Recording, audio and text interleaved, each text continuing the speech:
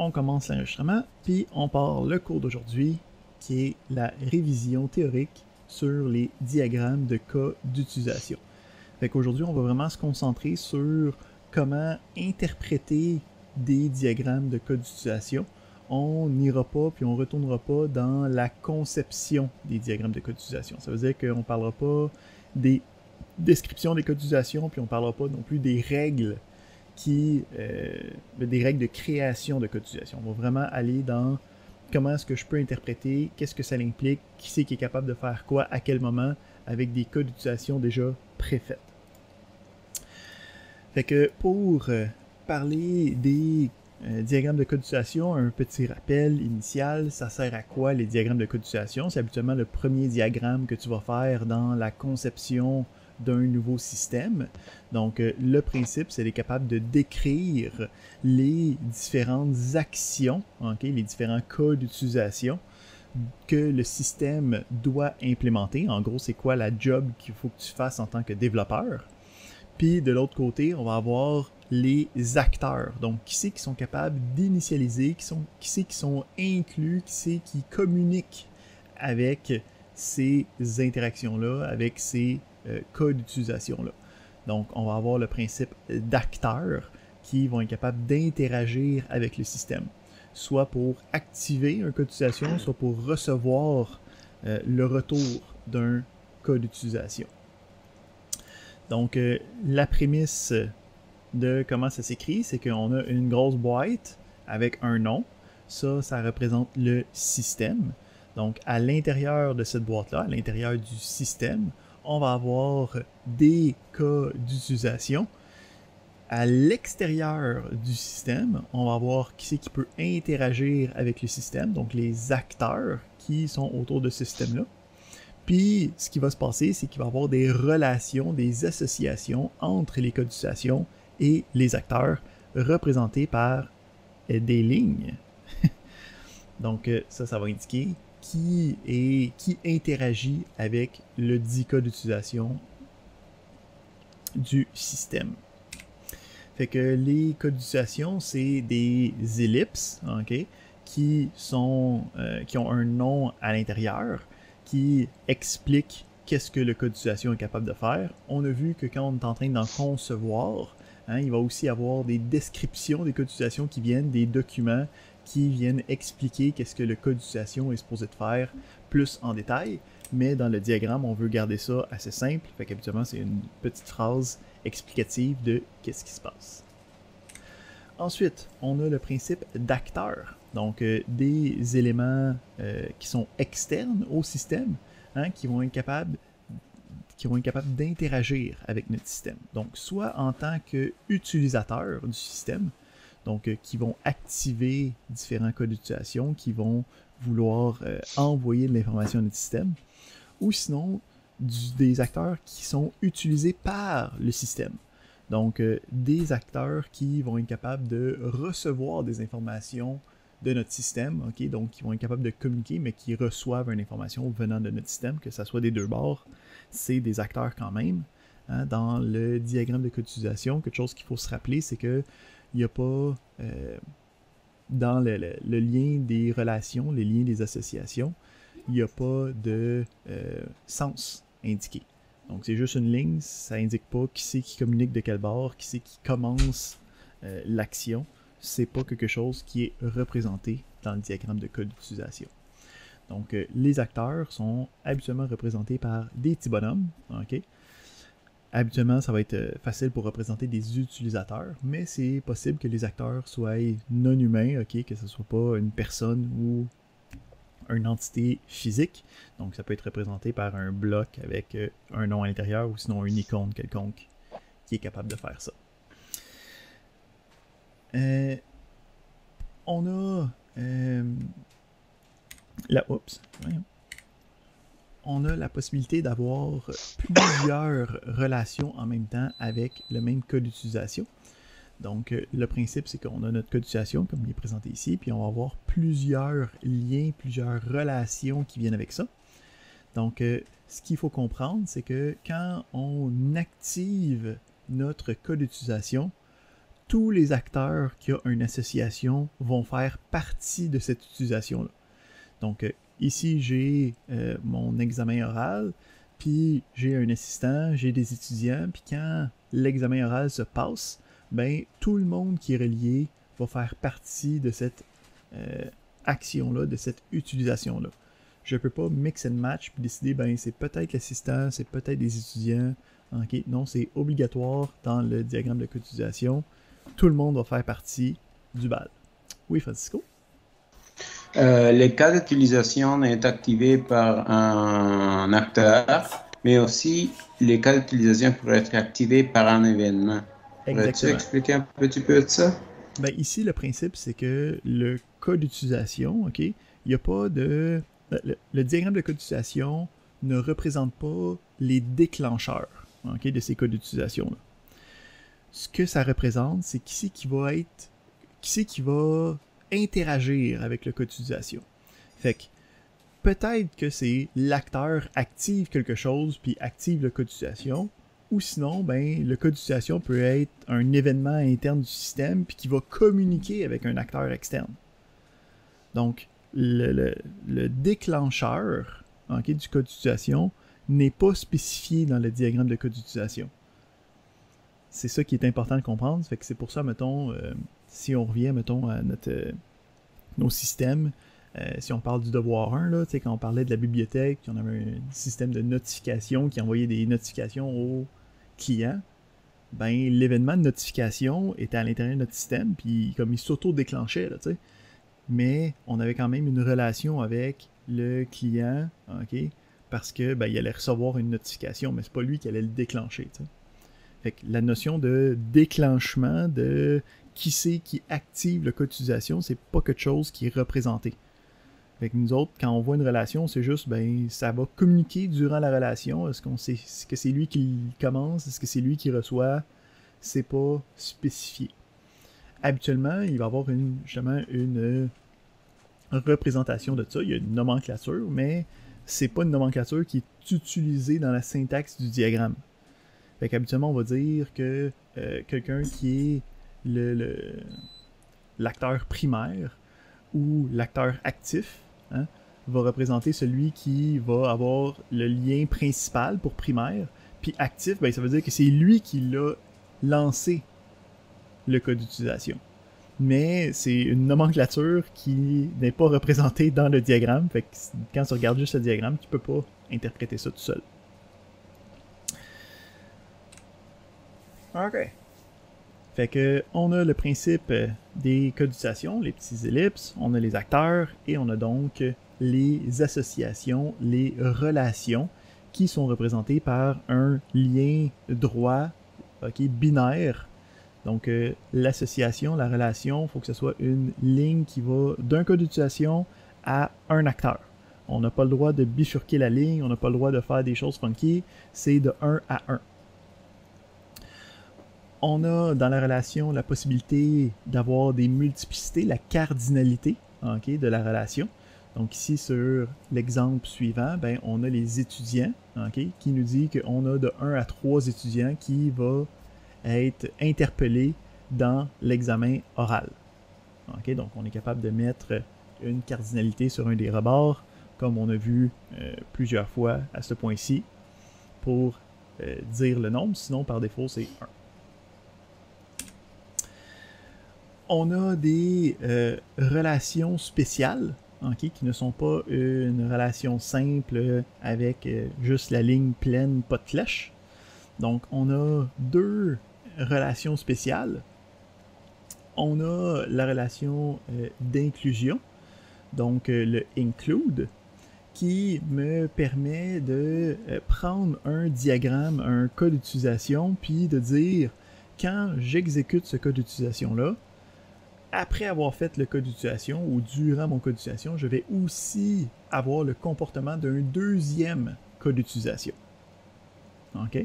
Donc, on a celui de base, celui d'où la flèche part. Donc, dans l'exemple, on a le cas d'utilisation A qui inclut le cas d'utilisation B. Donc, quand mon acteur active A, ben ensuite, le A, lui, va activer le B. on a aussi, puis il faut faire attention parce que un principe fondamental, j'ai oublié de le dire, quand on a un diagramme de cas d'utilisation, il faut toujours avoir un lien quelconque, une relation qui existe entre chacun des acteurs puis chacun des cas d'utilisation. Donc, si on a un cas d'utilisation qui est tout seul, puis qu'il n'y a aucune flèche vers lui, ça marche pas. Okay? Même principe, si on a un acteur qui est tout seul puis qu'il n'y a pas de relation, ben, il ne devrait pas faire partie de ma représentation de mon système. Okay? Parce que si j'ai un cas d'utilisation avec personne avec qui communique, ben, ça ne devrait pas être un cas d'utilisation du système. Puis si j'ai un acteur qui ne communique pas avec mon système, ben, l'acteur ne devrait juste pas être là. Donc, ici, il faut faire attention quand on utilise justement les relations spéciales. Donc, pour la relation d'inclusion, il faut quand même que les deux cas aient une relation normale quelque part. Okay? Donc, on peut voir ici, dans l'exemple en bas, là, avec l'administration, on a un professeur. Le professeur est capable d'avoir une relation avec la présentation d'un cours, okay, pour annoncer le cours. Puis, il y a aussi une relation directe avec désigner le chargé de cours, okay, désigner le présentateur. Ça veut dire que sans l'inclusion, tu sais, notre diagramme de cas d'utilisation est fonctionnel. Okay? On a une relation pour chacun des éléments. Là, ce qu'on dit en plus de ça, c'est que quand on annonce le cours, l'annoncement du cours va aussi apporter une désignation du présentateur. Mais par défaut, ce lien-là n'est pas je reprends ma phrase. Par défaut, il faut faire attention, si le lien entre le professeur et la désignation du présentateur n'était pas là, on n'aurait pas un diagramme qui est complet. Parce que la désignation du présentateur n'aurait pas de lien et ne devrait pas être un cas d'utilisation. Okay? Dans ce cas-ci, ça aurait dû être juste imbriqué dans l'annonce du cours. Donc, il faut faire attention avec les relations d'inclusion, okay? Où c'est que ça ajoute du comportement à notre diagramme de cas d'utilisation, mais ça ne change pas avec qui les relations sont faites. Okay? Donc, c'est juste une extension du comportement du cas d'utilisation, ça ne change pas le niveau relationnel. Deuxième type de relation spéciale, c'est la relation d'extension, le extend. Même principe, ça va nous permettre de partir d'un cas d'utilisation, puis de apporter, donc d'activer le comportement d'un deuxième cas d'utilisation. Mais quand on fait ça, la relation d'extension, elle est facultative. Ça veut dire qu'on n'a pas besoin de le faire. Deuxième chose importante pour la relation d'extension, elle travaille un peu à l'inverse de la relation d'inclusion. Donc, si on regarde ici, dans le include, on a notre cas d'utilisation de base, le A, puis quand j'active le A, il va inclure l'exécution, le comportement du B. Donc, on peut voir que la flèche va de A vers B. Quand on est dans l'extension marche comme à l'envers. Okay? Donc, nos extensions pointent vers ceux qui peuvent être étendus. Donc, un peu comme la généralisation puis la spécialisation ici. C'est ça le principe, c'est pour ça que c'est ce sens de flèche-là. Donc, ici, quand j'active A, je peux suivre la flèche comme à l'envers, puis décider de activer B à son tour. Donc, l'extension, encore une fois, comme l'inclusion, ne change pas les relations fondamentales. Ça veut dire que B doit quand même avoir une relation, okay, avec une ligne pleine, avec un acteur pour que ça fonctionne. Fait qu'ici, on peut voir que, ben, dans notre diagramme, notre acteur, il peut soit exécuter A, soit exécuter B. Puis quand A est exécuté, ce cas d'utilisation-là a la possibilité d'exécuter B à son tour. Oui, Francisco? Je vois que dans la diapo, ça dit A décide si B est exécuté. Exact. J'aurais pensé que c'est l'acteur qui décidait Non, l'exécution de B. non, c'est Ça, c'est ça. ma question. Fait que ici, puis c'est un bon point, ça renforce ici une des affaires qui est vraiment comme tordue là, des relations spéciales, c'est que l'acteur en tant que tel a aucun impact sur les relations spéciales. C'est vraiment le cas d'utilisation qui va dire, ben, moi je décide, ok, que j'active B par la suite. L'acteur a aucun lien avec B. Ok, donc quand mon acteur y active A, l'acteur n'a aucun lien avec l'activation de B. Ok, là ici il y a un lien quand même là, qui est démontré, qui est explicite, mais si ce deuxième lien-là en bas cette deuxième relation-là n'était pas là, l'acteur n'aurait pas de lien avec B. Là, il faudrait qu'il y ait une autre relation avec un autre acteur quelconque. Là. Fait qu'ici, c'est quelque chose qu'il faut faire vraiment attention parce que ça porte effectivement à confusion. Là. Fait que ta question était bien de mise. Parfait. Autre partie fondamentale des diagrammes de code d'utilisation, c'est le principe de généralisation, spécialisation, okay, le principe d'héritage. Donc, quand on a les relations spéciales, hein, c'est des flèches pointillées avec une flèche ouverte, hein, donc pas fermée dans le dessous. On a un autre type de flèche, okay, qui est une ligne pleine avec une flèche fermée qui va représenter la généralisation puis la spécialisation. Donc, le principe de l'héritage, ça va être de dire on est capable de faire tout ce que la version générale est capable de faire, puis on va la spécialiser. Donc, soit qu'on va changer quelques comportements ou on va en ajouter des nouveaux. Donc, si on regarde le diagramme général à droite, là, avec le A et le B, donc on a un acteur hein, qui a une relation avec A, puis on a ici une spécialisation de A avec B. Donc la spécialisation, comment ça marche? C'est que la version spécialisée va pointer la flèche vers la version générale.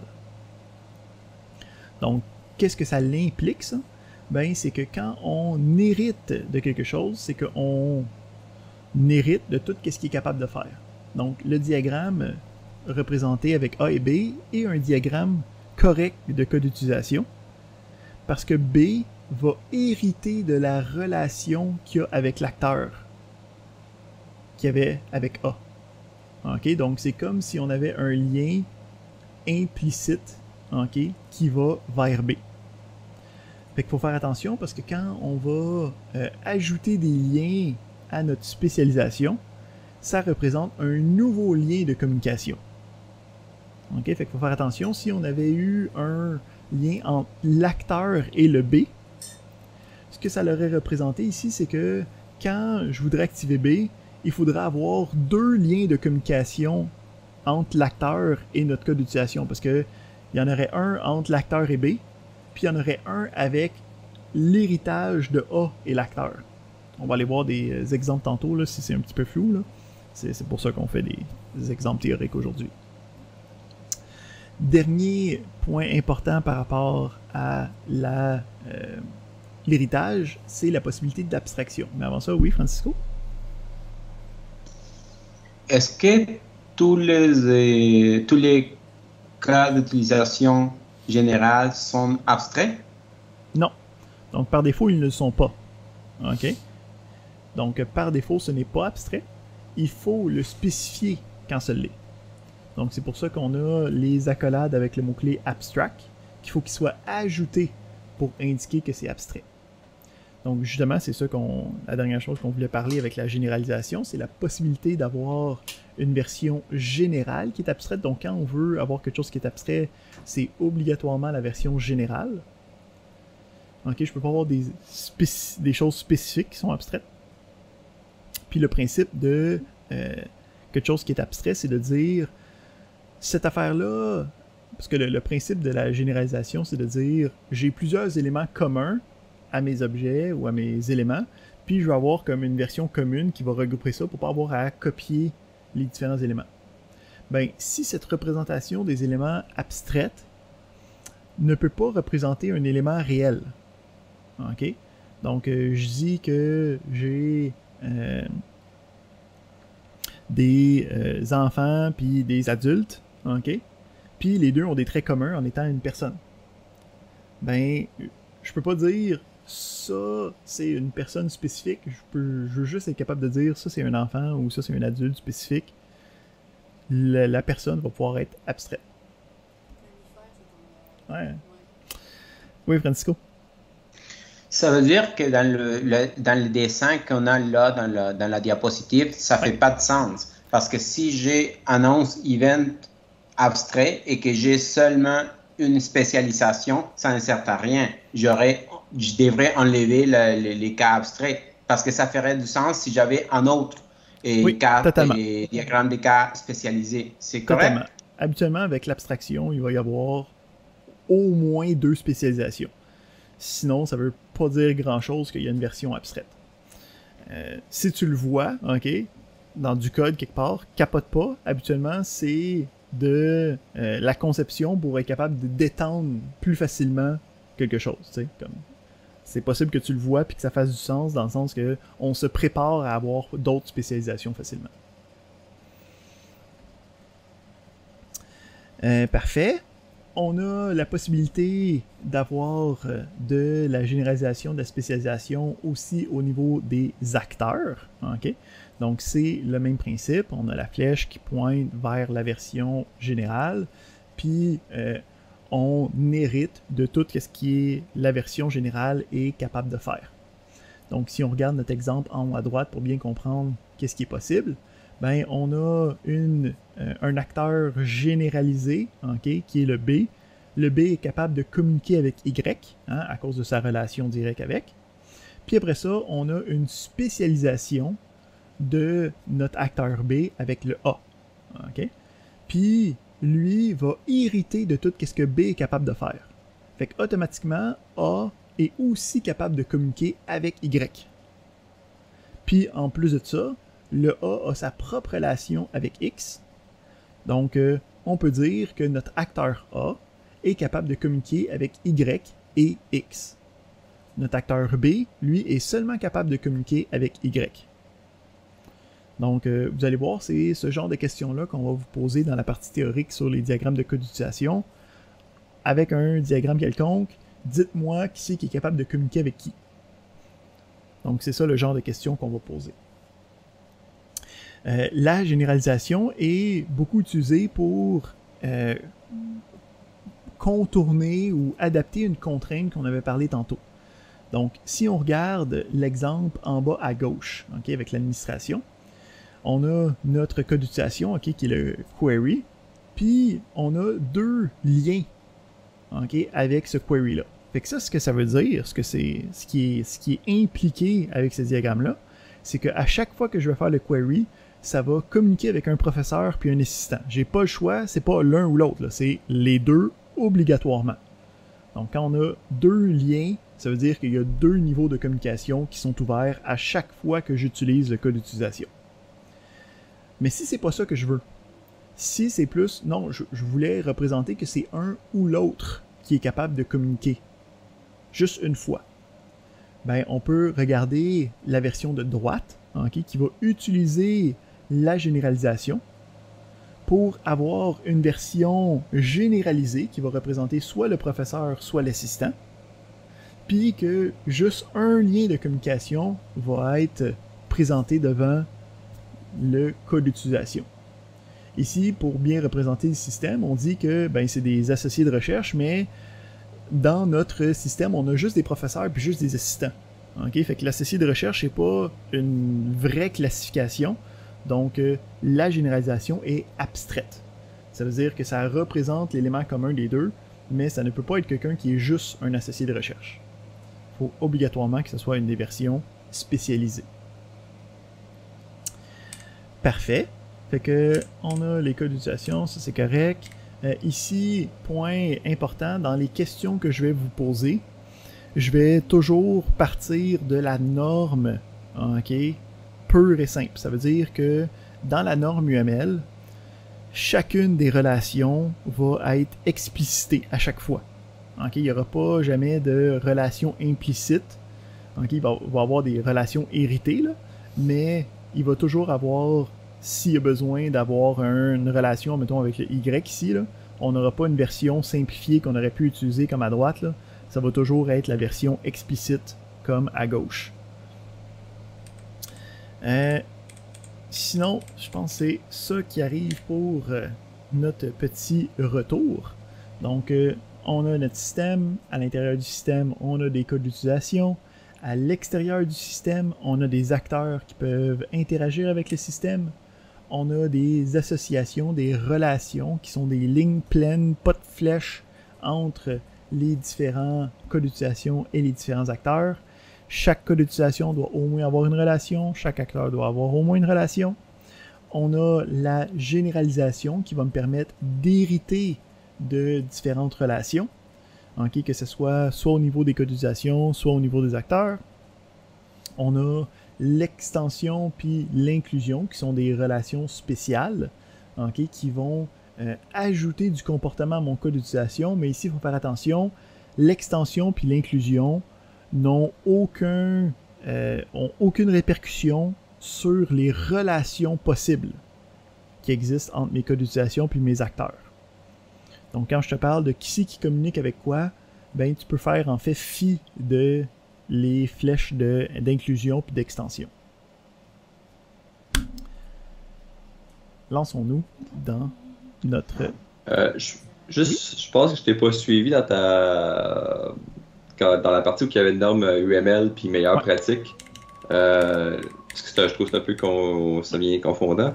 C'est qu'est-ce qui est le mieux qu'il faut qu'on fasse, la norme ou les meilleures pratiques? Ben, quand tu l'écris, okay, tu peux faire la partie meilleure pratique, okay, parce que c'est implicite qu'il y a une relation qui vient avec l'inclusion. Ouais. Mais moi, je te dis que dans les questions que je vais te poser, je vais utiliser la norme pour dire que les relations seront toujours explicites. D'accord. Okay. Donc, tu peux faire la partie meilleure pratique, mais c'est juste pour s'éviter de faire du travail. Moi, dans les questions, je veux mettre les choses les plus claires possibles. Fait que moi, je vais toujours prendre la vraie norme avec toutes les relations qui sont explicites. C'est pour ça que plus tôt, quand on parlait des includes puis des extends, tu disais qu'il fallait absolument qu'il y ait toujours une relation entre toutes les... Exact.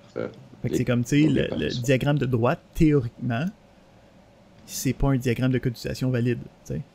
Ouais, c'est bon. Parce que la relation c'est la meilleure avec... Ben, c'est que c'est implicite quand tu écris ça qu'il y a une relation avec A. Ouais. Bon. Parfait. On arrête cette partie de présentation-là. On change ça de place. Et on va partager. Ça ici. Je vais mettre en blanc.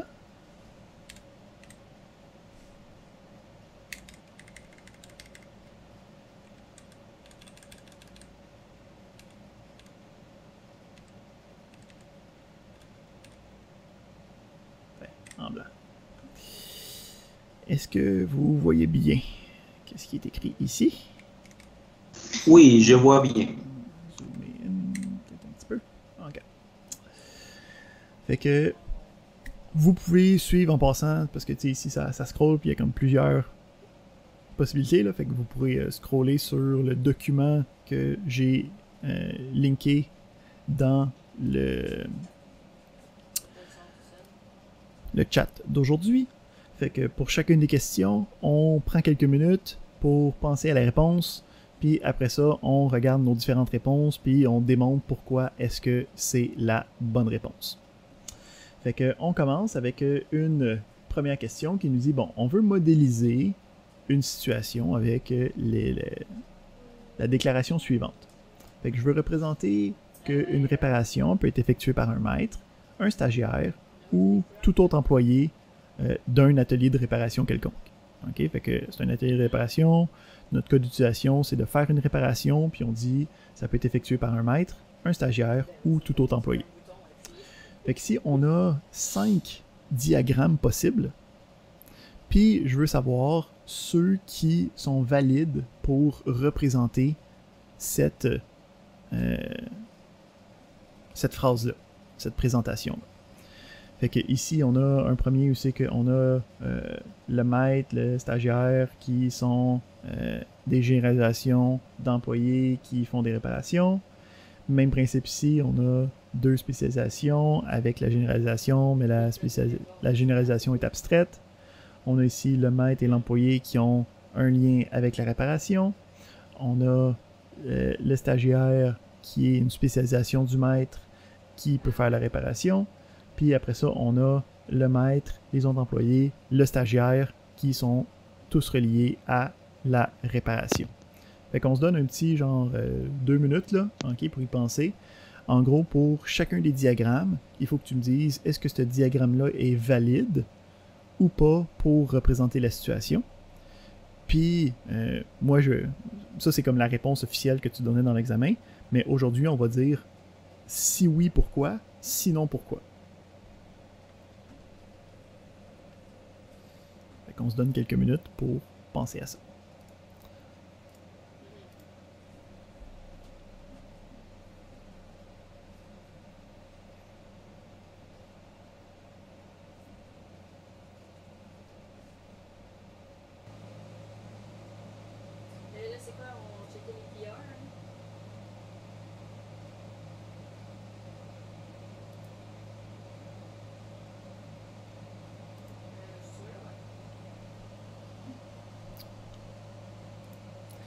Alright. De retour. Est-ce qu'il y a quelqu'un qui veut se lancer pour dire qu'est-ce qu'il pense qui est des éléments valides, qu'est-ce qui est des éléments non valides? Qu'est-ce que vous pensez? Moi, je pense que le A, c'est le bon. Parce qu'il y en a que... J'entends quelqu'un d'autre répondre aussi. Ça, je vais donner mes raisons. Ben, moi, je pense là, parce que dans le fond, le staff, c'est comme, genre, dire juste une personne qui peut avoir certains attributs.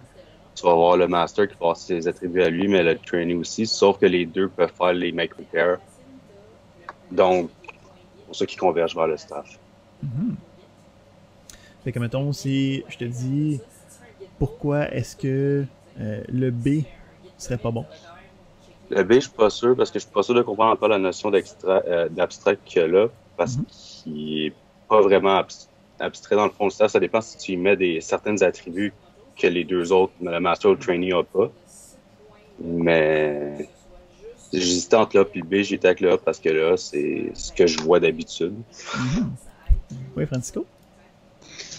Je dirais que B, on ne pourrait pas l'utiliser parce que il faut pouvoir représenter le tout autre employé et ça serait staff. Mais dans ce cas, dans B, staff est abstrait, donc on ne peut pas l'instancier. Ça nous donne juste le maître et les stagiaires. Donc, mais j'ai besoin aussi du staff, de tout autre employé. Alors, c'est pour ça qu'il me manque une personne pour le mettre dans comme acteur principal du cas d'utilisation. C'est pour ça que je ne prends pas B. Et voilà.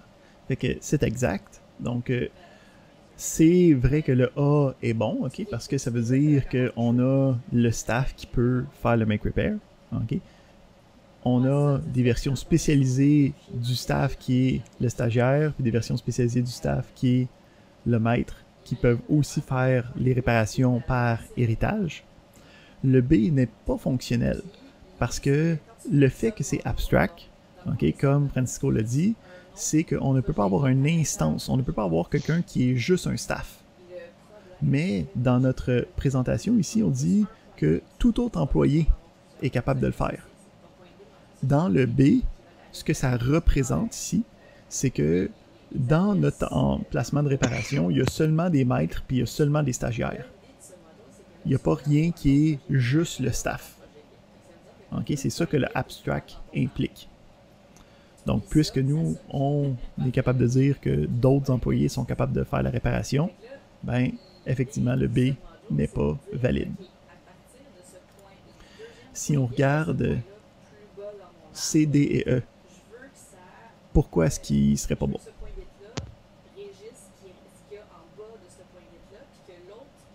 Ben, il manque tout le staff. Ils sont tous liés directement avec le Make Repair. Exact. Donc, deux problèmes. Il n'y a pas de tout employé. Puis, deuxième problème, on a plusieurs relations, OK, avec l'activation du code d'utilisation. Fait que ça, ce que ça l'impliquerait, c'est qu'à chaque fois que je fais une réparation, ben, ça l'implique le maître et le stagiaire. OK? Ou à chaque fois que je fais une réparation, ça implique le maître, le stagiaire et un autre employé. Ce qui n'est pas notre cas ici. On veut dire qu'une personne est capable de faire une réparation. Donc, c'est vraiment le premier qui est le seul, la seule version valide de notre affaire. En passant, Francisco, as-tu encore une autre question? Oui, j'ai une question. Dans le cas de 2, est-ce que je peux l'écarter juste en disant qu'un trainee n'est pas un master? Ça fait pas de sens? Ben ici, tu parles d'avoir comme... Ça serait supposé être une... Ok, oui, d'avoir la généralisation ici qui fait pas de sens. Effectivement, c'est une autre problématique valide de D. Merci. Parfait. On continue. Donc, question 2. On a un diagramme déjà préfait. OK, donc dans notre diagramme, on a 3 cas d'utilisation. On a le B, le C et le J. On a différents acteurs qui sont spécialisés ou généralisés. Donc, faire attention aussi au sens des flèches. Hein. Donc, on a le S qui est la spécialisation de la version générale R. Puis on a le U qui est la spécialisation de la version générale de T. Donc là, je demande, avec ce diagramme-là, quels sont les cas d'utilisation qui communiquent avec l'acteur U? Okay, donc, même si dans le cas d'utilisation, il y a d'autres acteurs qui sont impliqués, qui c'est qui va communiquer possiblement avec l'acteur U? Donc, on se laisse quelques instants pour penser à ça.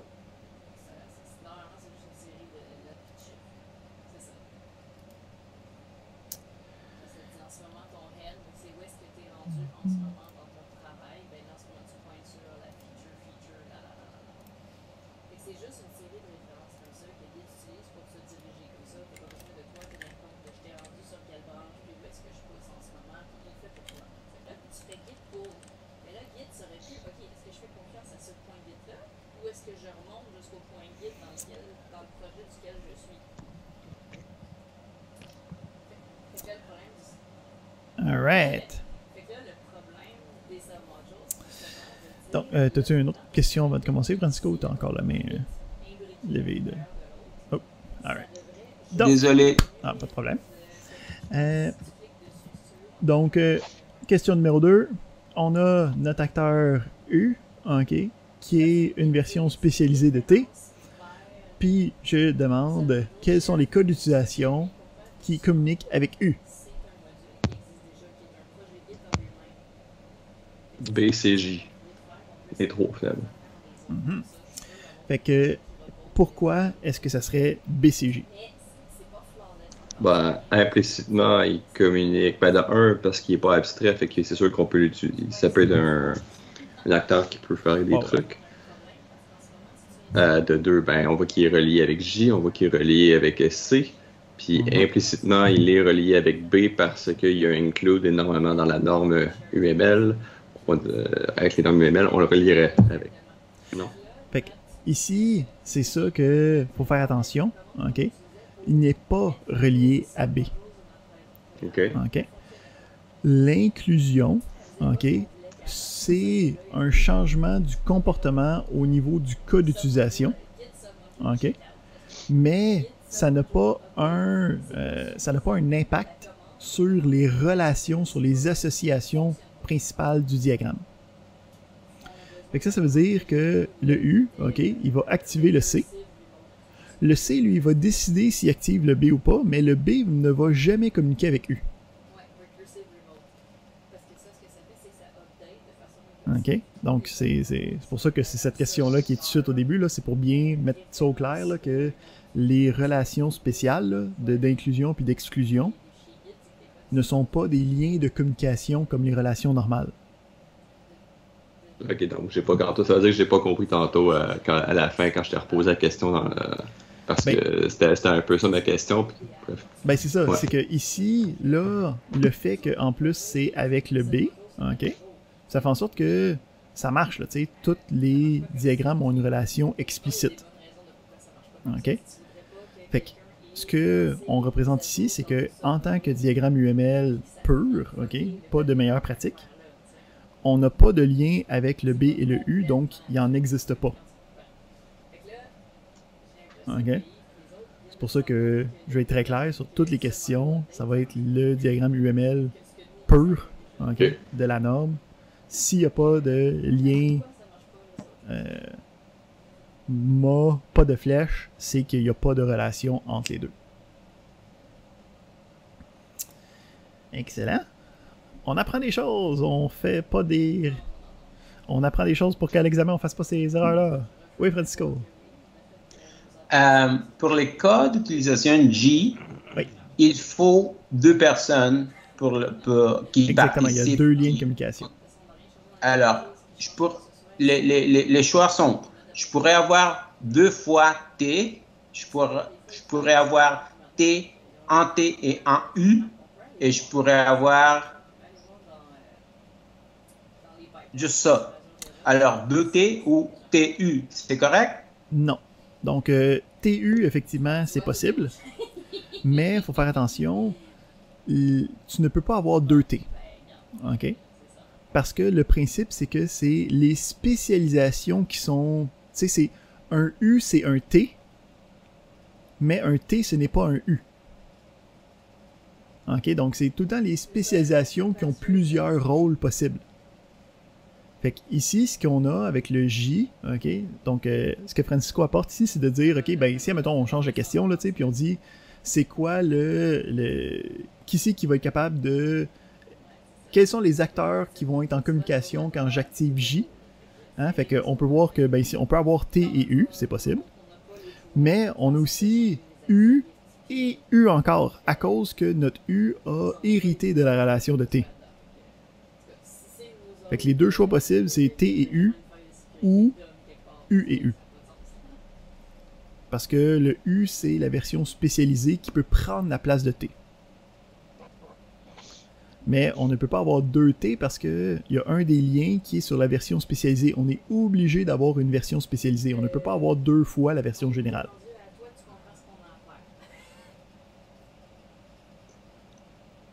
Ok, alors... Puis, ce genre de questions-là, tu vas voir, elle revient, fait que... TU, puis... Désolé. TU, puis... UU. Exact. Ok. Exact. Fait que, parlant de ça, de ce genre de questions-là, hein, c'est effectivement le genre de questions qu'on va avoir. On a ici un petit diagramme, okay, où c'est qu'on a de l'héritage au niveau des cas d'utilisation. Donc, on peut voir que B est une version généralisée de A, hein, toujours faire attention au sens de la flèche, pas des lettres. Puis, on a un acteur X, un acteur Y. Fait que là, je dis, j'active B. Quand j'active B, quelles sont les combinaisons d'acteurs possibles pour une activation de B? OK? Donc, ici, on a comme toutes les combinaisons d'acteurs possibles. Puis, juste pour bonne mesure, là, je pose cette question-là, mais on va aussi poser la même question, ok? Fait que pensez qu'on a une question 3 variation 1, là. Fait que c'est la même question, mais pour le cas d'utilisation A. Ok? Fait que ça serait de dire quelles sont les combinaisons d'acteurs possibles quand j'active le cas d'utilisation A. OK? Fait qu'on a une réponse pour B, puis on a une réponse pour A. Fait qu'encore une fois, je vous laisse penser à ça un petit peu. On revient avec notre réponse. Allô?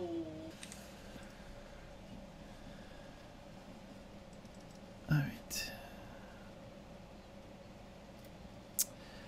OK. On va regarder ça ici.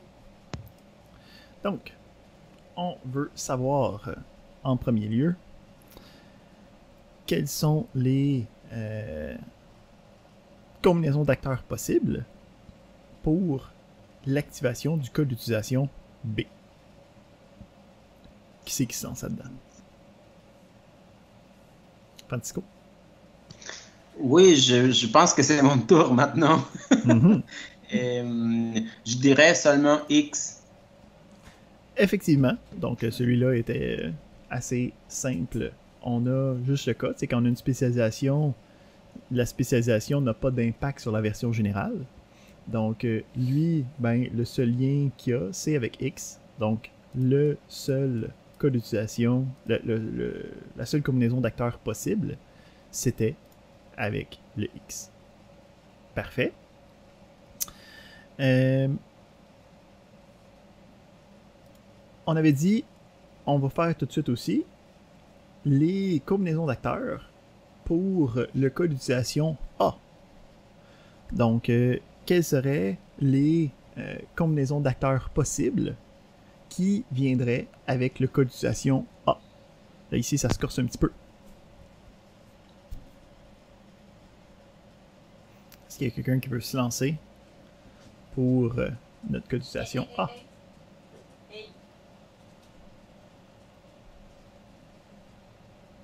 Francisco encore, let's go. Je l'avais fait 1, 2 et 3. Mm-hmm. Fait que, ici, malheureusement, bel essai, mais c'est aucun de ceux-là. OK? Pourquoi? Premièrement, quand on dit les combinaisons d'acteurs, hein, ça veut dire que pour que toutes les relations soient comme fonctionnelles. Fait que déjà là, avec le A, je vois qu'il y a 2 relations initiales. Ça veut dire que je m'attends au moins à avoir juste 2 acteurs. Donc c'est certain que X et Y ne font pas partie des choix possibles. OK? Donc si je regarde ici, il y a un Y, il y a un X, mais ce n'est pas tout.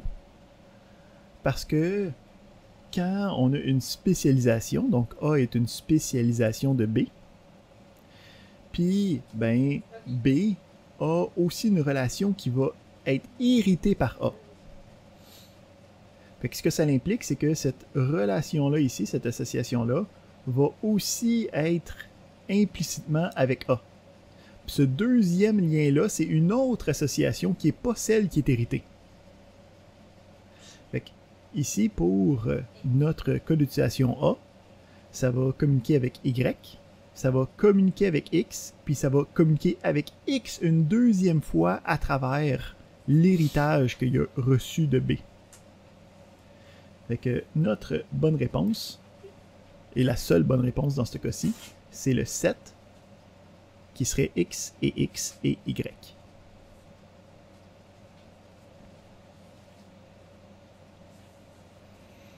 Ok, fait que on voit ici les petits genres de twists, là, puis les petites affaires qu'il faut faire attention, là. C'est pour ça qu'on se prépare. Alright. Ça fait 1 heure qu'on fait ça. Je pense qu'on a le droit à une petite pause. Ok, se dégourdir un peu les petites jambes. Fait que, il est presque 40, on a un autre 20 minutes. Fait que, mettons, on se retrouve ici à 10 heures pour compléter le restant des exercices. Excellent. Donc, on va continuer sur nos différentes questions sur les diagrammes de cas d'utilisation. Donc, on a un autre ici exemple de combinaison d'acteurs possibles. Donc, on a le diagramme, ici on a X, on a Y, on a A. Ok, A est une version généralisée de B. Puis je te demande, c'est quoi les cas d'utilisation de B? Donc, est-ce qu'on va faire tout de suite la même histoire que pour A? Ben, c'est un peu le même principe, effectivement, mais on se donne une petite minute là, pour y penser, là, puis... Ok, d'accord. Tu sais, mais t'es trop vite, là. Too smart. C'est tant au monde qui ont plus de misère.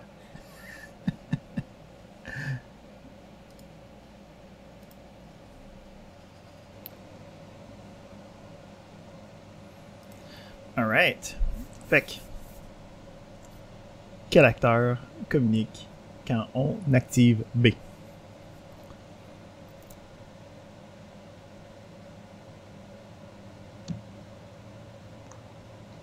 X.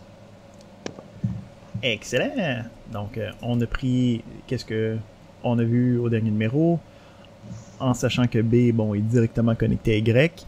Ça va bien, ça veut dire qu'il va y avoir Y dans la communication, mais avec l'héritage, on hérite de X, donc ben, on hérite de la relation avec X, donc ça veut dire en sorte que c'est comme s'il y avait un petit lien entre X et B, ça veut dire que c'est X et Y qui demandent une communication quand on active notre B.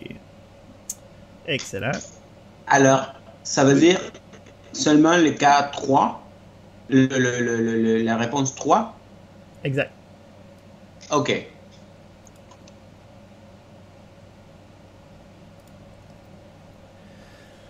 Alright. Donc, à l'inverse, ici, on dit... non, pas à l'inverse, la même chose. Mais un petit peu avec un diagramme un petit peu plus complexe. Donc, on te demande quelles sont les combinaisons d'acteurs qui vont communiquer avec le code d'utilisation A. Donc, on se donne encore quelques minutes. Bien lire la question. Bien y répondre.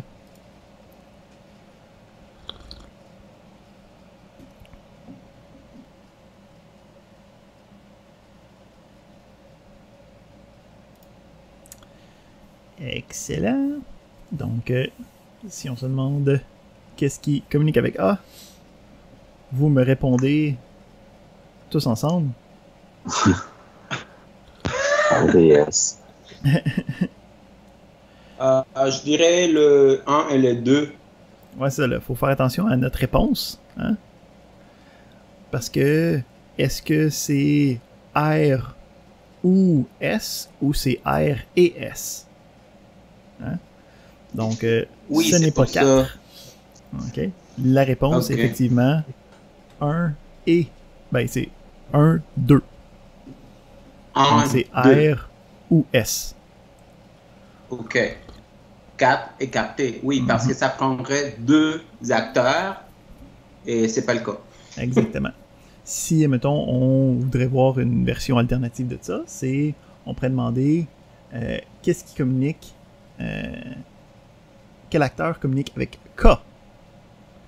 Donc, si on regarde le K, on a un premier lien vers U, mais à cause de la spécialisation, hein, il hérite aussi de H, qui a aussi une autre relation avec U. Fait que pour celui-là, ça serait U et U. Là, qui n'est pas dans la liste, là, mais il faudrait que ça soit U et U la réponse. OK? As-tu une autre question, Francisco? Oui, mais dans ce cas, dans le cas des qui communiquent avec K, c'est un rôle. Donc, ça me prend deux personnes. Dans la vie réelle, ça me prend deux personnes. Une personne avec les rôles U, une autre personne différente avec les rôles U, ou la même personne pourrait jouer les deux rôles.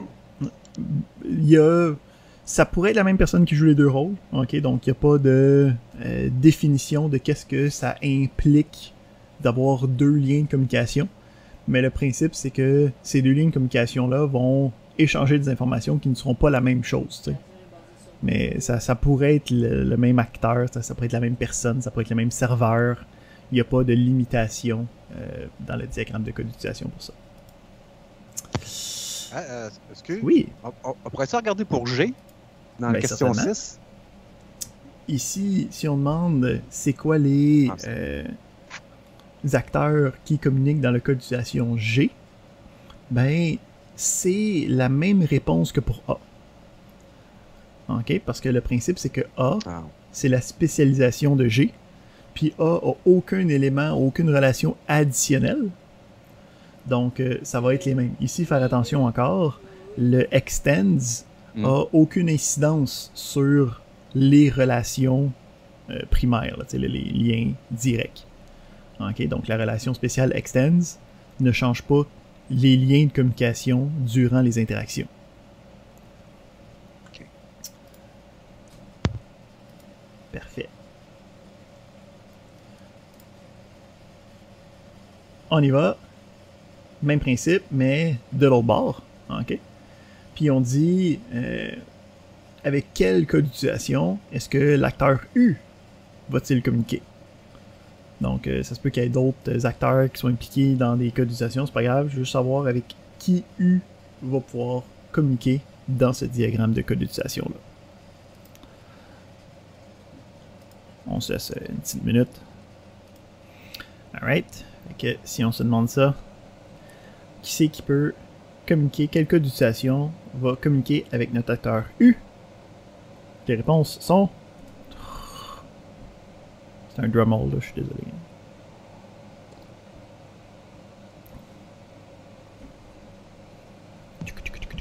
Moi, je dirais H et K, mais j'ai une question. C'est la bonne réponse. Donc, effectivement, c'est H et K. On a des liens directement avec H. On en fait un lien directement avec K. Puis, en plus de ça, K est une spécialisation de H qui hériterait aussi de n'importe quel autre lien qui serait capable de faire. Donc, on a un double lien, mais on peut pas le représenter dans la réponse. Le lien d'extension n'a aucune incidence sur les différentes relations. Donc, ça ne change rien. Fait que tu avais une question après ça, Francisco, par exemple? Oui, si j'avais pas le lien entre K et U, la réponse serait la même. Effectivement, c'est ça. OK. À cause de l'héritage. À cause de l'héritage. Est-ce que le lien entre K et U, c'est redondant? Non. Parce que ce que ça implique ici, d'avoir le lien, c'est que quand le U veut, ou en tout cas va communiquer directement avec le K, il va avoir un deuxième lien de communication qui va être ouvert. Donc, ça représente deux liens distincts. OK? Donc, il est un ajout de quand on utilise K. Fait que tu pourrais pas juste pas le mettre. Ça change qu'est-ce que ça implique. Ouais. Et aussi une autre chose, quand tu sais que parfois il y a des communications qui sont redondantes ou des liens qui sont redondants pour assurer la stabilité d'un service. Des liens redondants dans des cas d'utilisation pourraient signifier ça. Est-ce que ça s'utilise pour ça? Admettons, j'ai un serveur, mais je me communique par deux fournisseurs d'Internet, puis j'ai fait du lien. Ça pourrait s'utiliser pour ça? C'est possible, mais c'est pas implicite s'il y a comme deux liens qui partent de la même place puis qui vont au même acteur. C'est pas nécessairement ça. Si c'est le cas, ça va être le genre de choses qui va être décrit dans la description du code d'utilisation. D'accord, merci. On continue. Donc, on a une deuxième modélisation à faire. Donc, on a une mise en situation, puis on demande pour cette mise en situation-là, quel diagramme est capable de représenter la mise en situation. Donc, notre mise en situation nous demande si des administrateurs ou des secrétaires sont autorisés à prendre un rendez-vous, mais personne d'autre. Donc, soit des secrétaires, soit des administrateurs. Donc, on a ici 4. Je vais dézoomer un petit peu pour qu'on puisse voir les 4.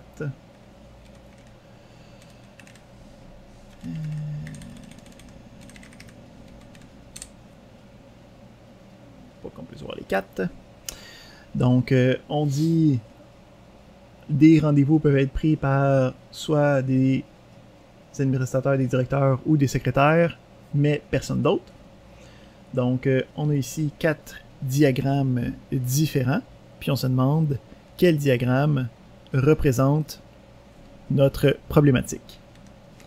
Donc, on se donne encore un petit peu de temps, puis on revient avec les réponses par la suite.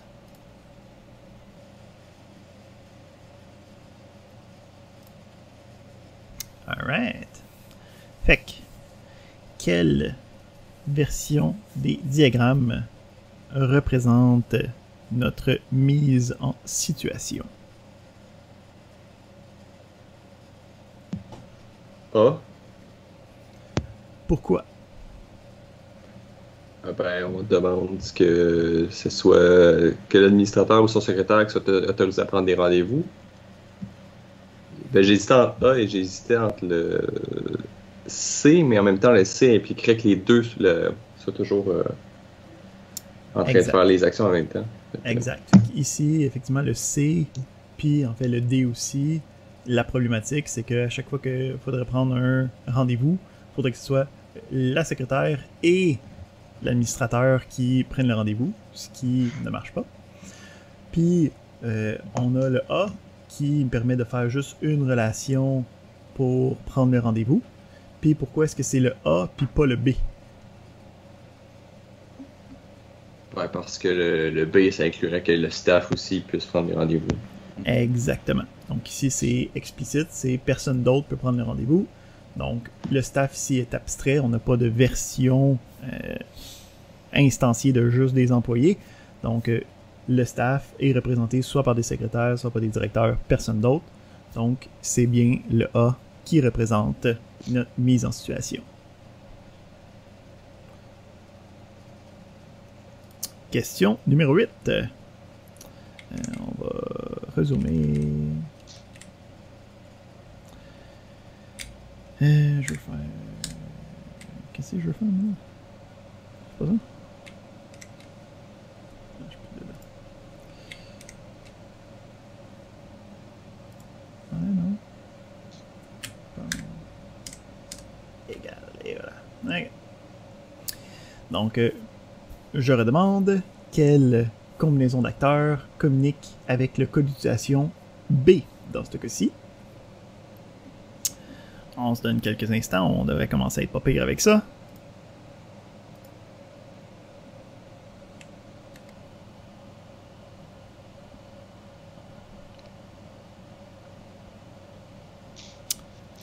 Alright. Fait que, qui c'est qui est capable de communiquer avec le B? Francisco? Réponse 1 et 2. Exactement. Donc ici, c'est assez simple. On a bien compris à ce point-ci, le include, il n'y a pas rapport. Donc, pour la relation, tu sais, je parle. On a ensuite le B qui a une relation avec R. Hein? Puis R est une version généralisée. On a une spécialisation possible avec S. Donc S va hériter de toutes les relations de R. Donc on a R ou S, 1 et 2 qui sont les bonnes réponses. Ça va bien? On y va ici. Question numéro 9. Ici, un autre type de question. On a une série d'affirmations. Puis je demande, dans cette série d'affirmations-là, quelles sont les affirmations qui sont vraies. Donc on a ici un diagramme de code d'utilisation. Donc on a deux acteurs. On a le A qui est une version généralisée. On a une spécialisation avec B. On a deux codes d'utilisation. Y qui est une version généralisée. Z qui est une spécialisation de Y. Puis on a 4 différentes affirmations. Donc on dit A et B exécutent Y ensemble. On a A et B peuvent exécuter Y séparément. On a A et B exécutent Z ensemble. Puis on a A et B peuvent exécuter A et B peuvent exécuter Z séparément. Fait que on demande lesquelles de ces 4 affirmations-là sont vraies. Encore une fois, on se donne quelques instants pour y penser.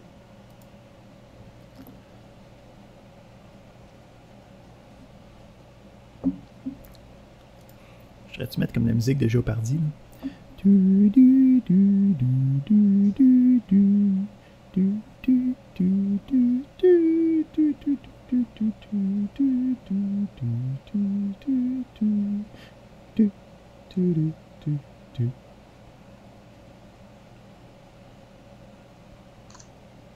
Jeopardy, ça.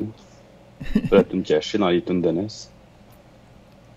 me semble que c'est une tonne de Jeopardy, ça. Ah, ça se peut. Juste que la fin ressemble à la tune cachée de Koji Kondo. Peut-être qu'il l'a cagé dans Jeopardy. Tu parles pas de Tanaka's Song par hasard? Ah ouais, Tanaka, ouais. Ça. Ouais.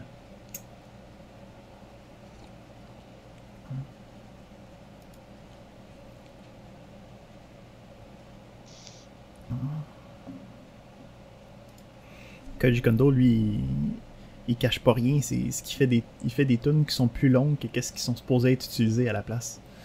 Comme Flowers Lullaby dans Super Mario 64, qui est juste joué quand t'es à côté d'une fleur qui est en train de dormir. Puis habituellement, ça dure genre juste quelques secondes, mais la tune est genre 50 secondes, 1 minute 20, genre. Fait que c'est comme, à moins que tu te mets à côté d'une fleur puis que t'attends pour écouter la tune, c'est quelque chose que t'auras jamais entendu. Ça, c'est Koji Kondo.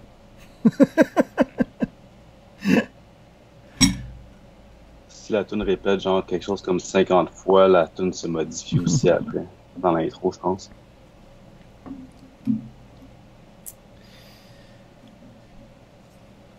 Hein? Je suis pas seulement bon en informatique, j'ai aussi plein d'autres connaissances par rapport. Ben, ça reste l'informatique.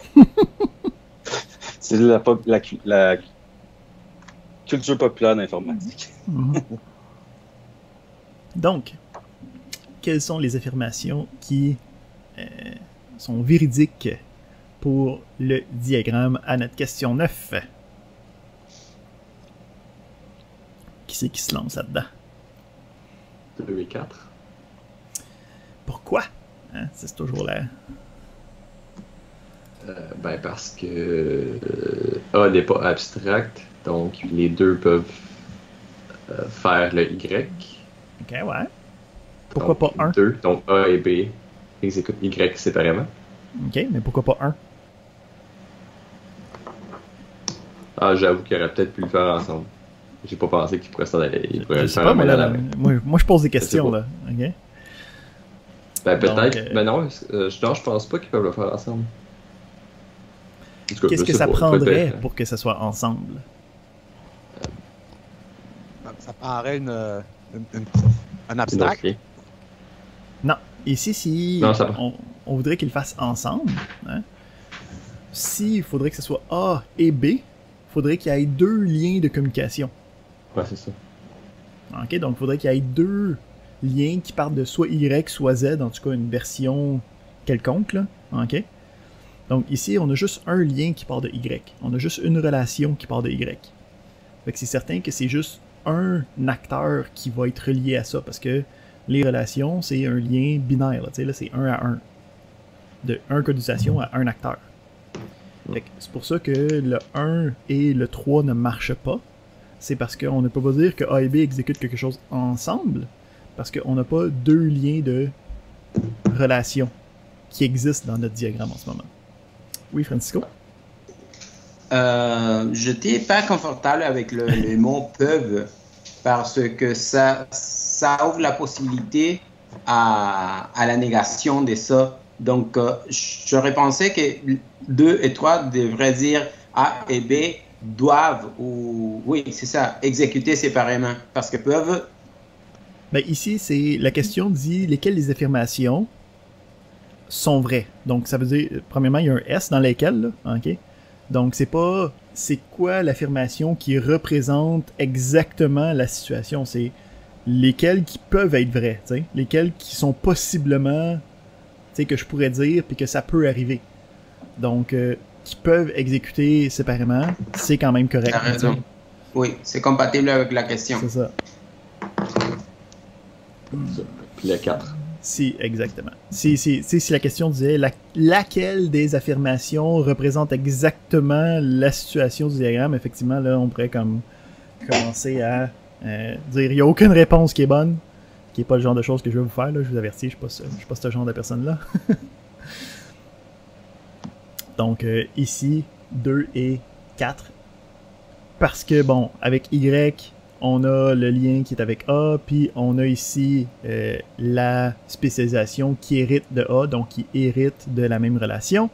Puis le même principe pour Z, ben, puisque Z hérite de Y, va hériter aussi de la relation qui est avec A, et donc le B va hériter de la relation, donc c'est un double lien d'héritage, là, ok? Donc Z est relié à B à travers le Y et à travers le A.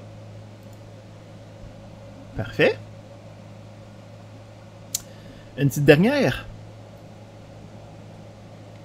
On a un diagramme, comme on avait auparavant. On dit, fait que là on a plein de généralisation, spécialisation, on a des extends, plein de choses qui se passent. On dit, c'est quoi les codifications qui communiquent avec l'acteur T? Fait on se donne un petit peu de temps, puis on répond à ça.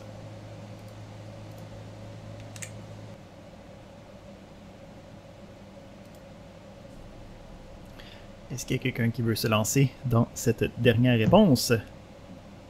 Ouais! Jean-Frédéric! Vas-tu y aller, Jean? Non. Ok. On a Atman qui s'est lancé tout de suite, là, qui a dit 1 et 3, ok? Qui aurait dit D et F. Est-ce qu'il y a quelqu'un qui lance une autre réponse? Je dirais F et E.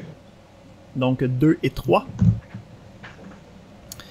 Est-ce qu'il y a d'autres monde qui offrent d'autres réponses? 1, 2, 3. 1, 2, 3. Toutes. Ouais. Fini en beauté. Donc, on va regarder. Vas-y, Steve, vote pour aucune réponse. C'est ça, je prends la réponse 4. Ranger. Donc, on va regarder ça. On a notre acteur T. On se demande avec qui il va communiquer. Quel code d'utilisation. Bon, directement, tout le monde a choisi une version qui a F dedans, sauf Steve, parce que il est spécial. Fait que, tu sais, on a un lien direct. Fait que ça va bien. F est effectivement un des codes d'utilisation possibles.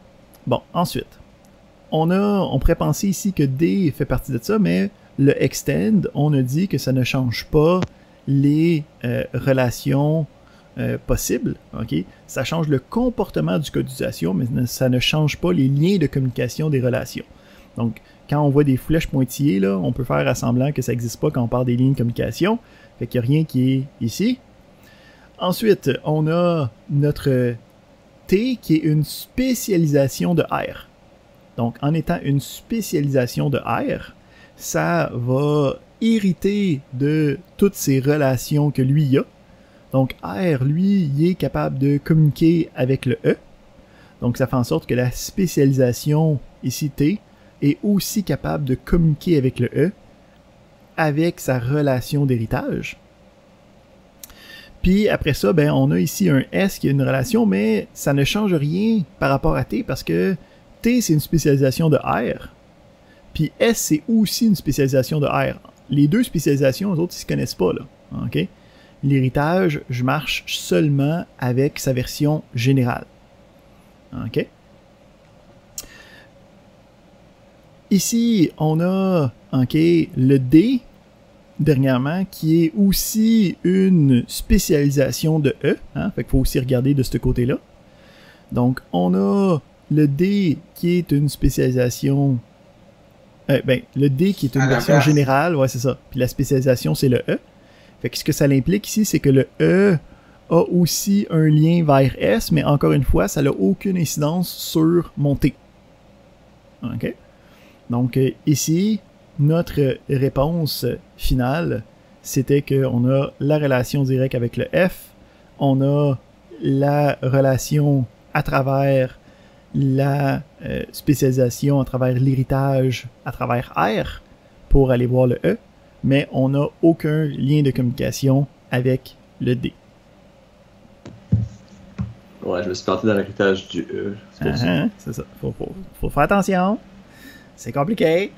Faut faire attention au sens de la flèche. Hein?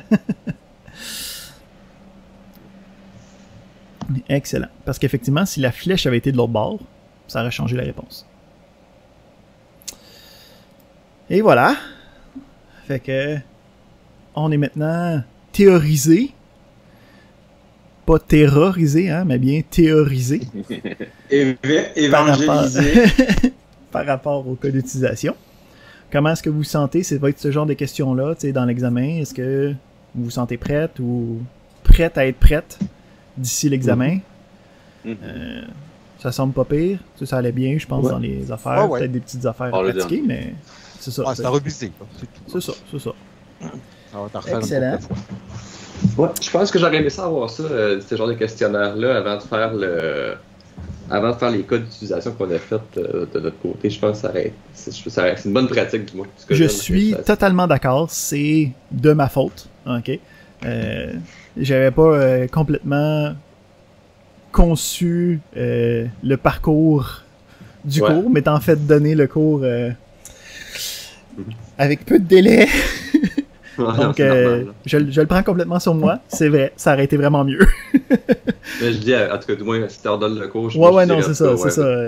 C'est clair. L'ordre des choses va être déplacé un petit peu, là. C'est le classique Maisonneuve. Ouais, voici le cours que tu donnes. Tu le donnes dans 3 jours. Fait que non, je suis complètement d'accord. Puis je suis désolé que vous avez eu cette affaire-là. Je ne peux qu'essayer de me repentir maintenant et en disant que si on a la session prochaine de cours d'Hypermedia 2 ensemble, celle-là j'ai déjà donné, fait que ça devrait être intéressant. Yes.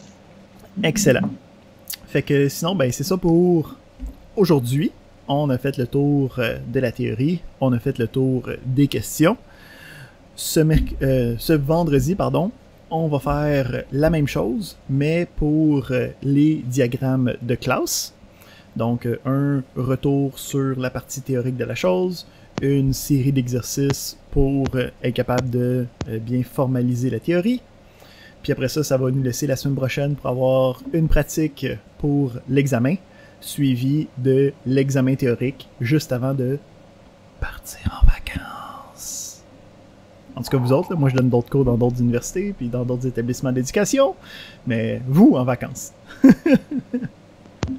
bon, ça. Excellent. Super. Super, merci beaucoup, Merci beaucoup. Hugo. Ouais, merci. Vraiment, c'est vraiment apprécié ce type d'exercice. Je le trouve bien utile et approprié. Ça nous enlève les lacunes et nous pose des questions. C'est vraiment très cool. Merci. Ouais. Je suis bien d'accord. Je pense qu'on construit quelque chose de bien là, à ce point-ci. Je pense que j'avoue que c'était un peu vacillant au début, mais là, je pense qu'on a pogné une bonne vitesse de croisière.